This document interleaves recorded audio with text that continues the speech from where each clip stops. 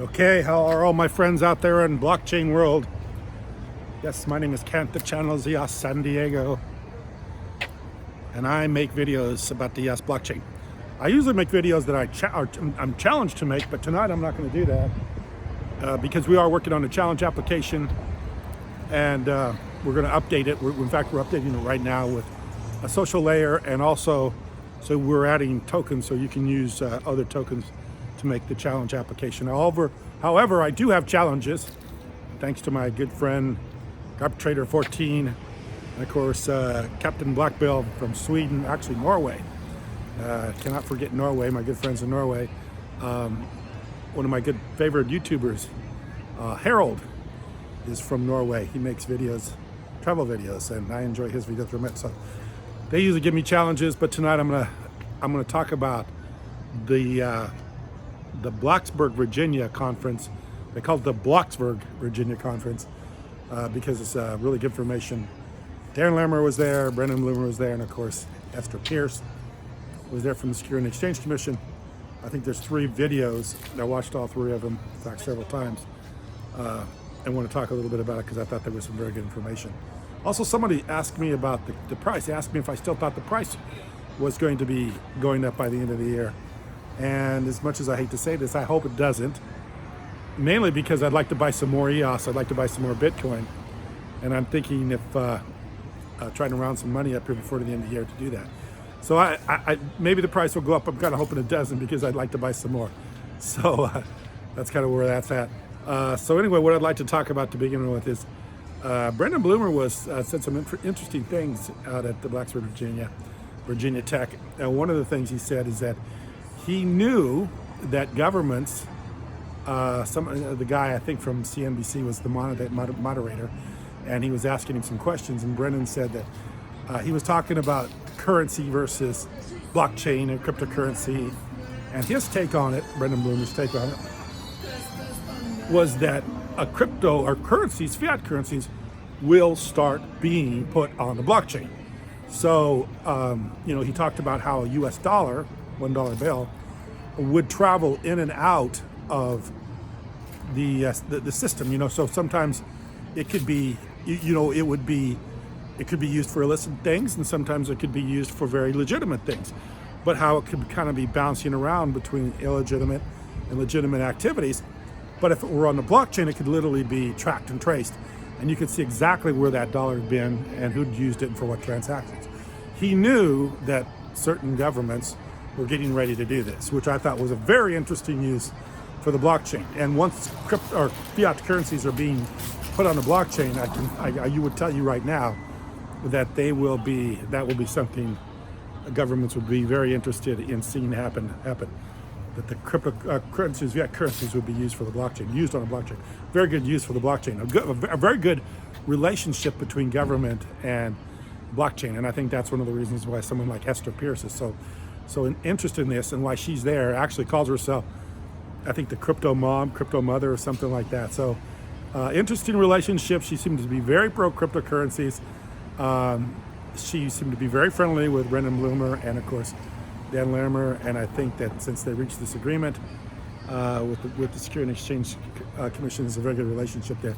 Another thing I thought was very interesting is that Brendan Bloomer talked about how expensive it was legally to put the blockchain together. We all think of the blockchain as simply an assemblance of a lot of code, and code that allows us to have a database that functions in a way that transactions are put in an orderly way, time-stamped, transparent, has features to it that allow the blockchain to be unique than any other database. But Brendan was talking about how this is very expensive because they had to put this groundwork together, this framework of legal patchwork of having lawyers look at everything and decide how everything can function so that the regulators and everything could go along with this. In fact, it was kind of interesting. I went back and watched it several times because it's hard for me to kind of get the exact meaning of what he was saying, but he said that they spent literally 60% of their budget on legal fees, legal work.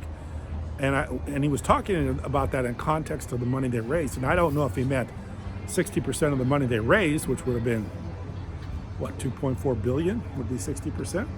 Or if he was just talking about a budget that was a huge budget and 60% of that budget. So I don't know. But I'm telling you, Block One spent a lot of money in legal fees making this all work. And of course, with Esther Pierce there, and the friendliness they could see that was going on, let the train go through. It's about that time of night. There we go. That there's a very valuable relationship going on that benefits Block One and of course EOS very well. So anyway, I thought that was interesting, something that Brendan talked about, how this all needed to take place. You needed to literally have the framework in place before you could build this. It's kind of like, and I think the guy from CNBC said so too, is that before we had roads and traffic signals.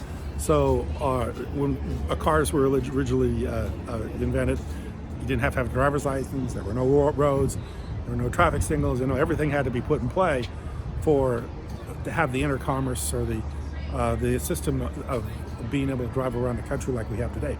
This took time, and it took time, and of course that all had to be built out, and that's what's going on right now with EOS, is building this out. And you also literally, which was another interesting, is you didn't have to have an airplane originally when airplanes were developed. You didn't have to have a pilot's license to fly one. You just got and flew it if you owned one. No one would be letting people fly today if they didn't have a pilot's license or had some training. Of course, planes weren't nearly as large and could not be as destructive as today. But you got to think about this. This all had to be built out. And of course, this has been on EOS. This has been on Block One to do this. And of course, they raised a lot of money to do this. But a lot of this money has been put to use, that kind of use. So I thought that was an interesting thing that they talked about too. And of course, Dan Larimer talked in general about the blockchain. He didn't get too technical. He kind of gave how the blockchain works and why we need the blockchain, how there's really literally limitations to the way databases are operated in today's world.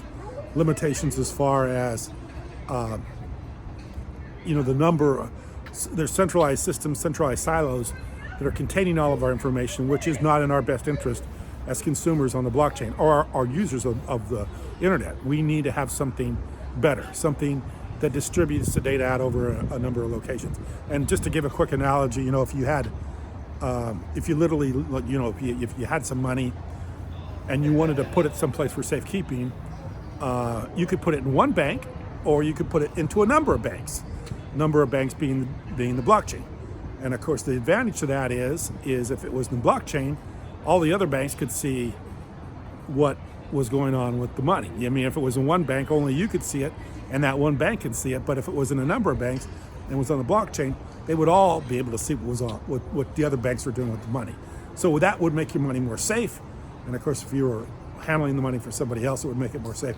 If everybody could see it through the transparency of the blockchain, all the other banks could see what they were doing with the money, as well as their bank was doing with the money. So everybody would be a little bit more feel better about how the money was being handled. So this is the kind of what we're talking about. We're talking about, nothing really that complicated, because this is just a database. And of course, you could create your own database today, or your own blockchain today, just by going out and throwing in your information on a whole bunch of different databases, a whole bunch of cloud services. But it wouldn't be organized, it wouldn't be time-stamped, and it wouldn't be transparent. And it wouldn't have the EOS.io software that would make it all work together, so it could have this, the transparency, the timestamp, the being ordered.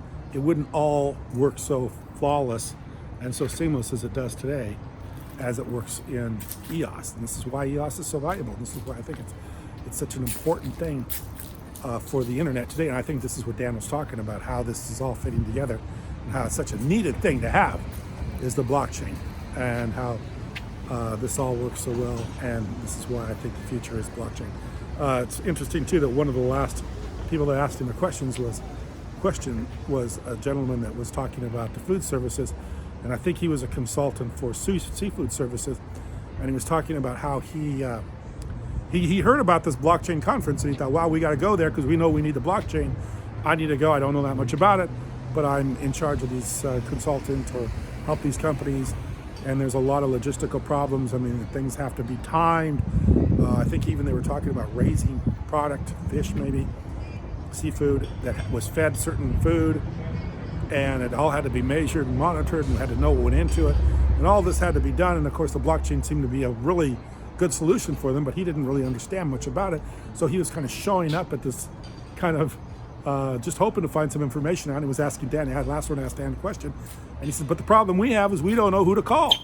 Where do we go find these blockchain people that can just build this thing for us? We need a blockchain. And first Dan was very funny when he said, well, hey, you just given us our number one problem too, which is this is what we deal with at Block One. Here we are, we're the innovators, we're the developers of this stuff, and we're trying to find people. We literally have to teach them blockchain too before they can even start. So this is really a new technology that no one should be intimidated with, because it's something that everybody needs to learn, and we're all learning it together. In fact, that's why I do these videos. I was hoping to learn more about it by just simply studying it every day and make a video and tell other people about it. Of course, I've been doing that over the last couple of years, and I think it's been helpful in helping me to understand it. So no one really is, no one should feel like this is too much or over their heads. You just need to get involved. And of course, that's what he was saying. Just get people that have the passion about this, that want to be involved, and they will learn it. And I think that's what we're going to have more of in the future. We're going to have more and more people learn about it. The other thing I want to talk about a little bit tonight is I want to talk about the parallel chains. And of course, we as the challenge application will be running on Telos. So we're going to start running on Telos as well as the EOS mainnet. But the real exciting part about what's going on right now is the parallel chains, the multiple chains that will be running the blockchain software, because EOS is open source software and it can be run by anybody, any company can run EOS software.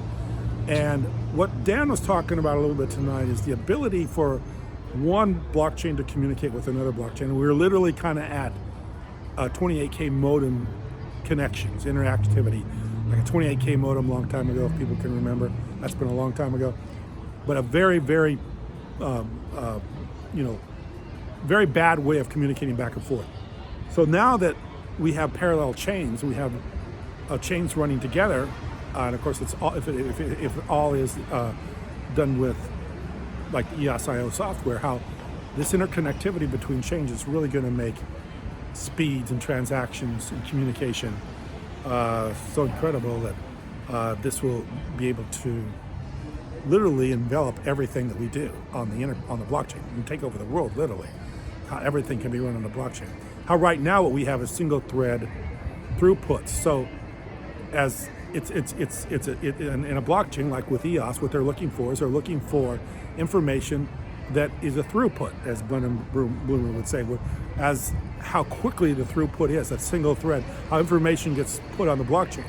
What we're really looking for is not only how fast it goes on the EOS blockchain, mainnet, but how quickly it can be distributed out over other blockchains, or how information can be transported back and forth between the blockchain. That is the real connectivity, and that's where this is going. The parallel chains all running the same software that can connect and talk to one another. That is the exciting thing that's going to get ready to happen, and that's what's taking time to build. But it will happen, and it will take place here. And of course, the technology is there, the innovation is there, and of course the code is all available and running as we speak. So this is the exciting thing. It takes just a little bit of time to really get your mind around it to understand it. But once you understand what's going on here, you can see the potential of being able to run everything on the blockchain and have companies run their own blockchains. Just like this gentleman was talking tonight about the seafood business. They could be running their own blockchain and then connecting with other people that are the actual endpoint distributors or sellers or marketers or grocery stores for the seafood, and how they can all be tapping into each other's blockchains. And all this has been going on at super fast speeds. Right now, the speed, like Dan said, I think Brendan or Dan said it was super fast. It was able to the throughputs are fast enough for Visa to handle the number of transactions that would handle the Visa network. But actually, what we're looking for is the throughputs that go through all the other chains too. That everybody can interconnect with each other. Just like I was just saying here with the challenge application being able to connect up with Telos and have everything go on in Telos that's going on in challenge, and the two chains can communicate back and forth with each other. This is coming. And when this happens and this comes, this will definitely be a great advantage. And the internet and the next level internet, and that's what we're talking about here. Next level internet. So anyway, very interesting talk. It's about 3 hours if you listen. Each one of them was about an hour. Esther Pierce was about an hour. Brandon Bloomer was about an hour. Chris Dan was about an hour. If it would have been a better time of year for me, or I'd had a little bit more time on my hands, I would have gone out, because I would have really enjoyed watching this firsthand and being able to interact with everybody in the crowd there, because it looked like it was quite a bit of fun. So hopefully they do it again, because next time I will be there. It seemed like it was a pretty good event. So anyway, so tomorrow night I might discuss a little bit more about this Bloxburg, Virginia conference tomorrow night, but I will probably definitely do a challenge or two. So if you have any challenges, give me a challenge. I think you can probably do it on the challenge application. We have it running. It's been up and it's been down a little bit because we are adding some features, but you could always just do it. Give me a Telegram a challenge, and I'll talk about it, or do it on the application, whatever you prefer. I appreciate you watching. Thank you very much.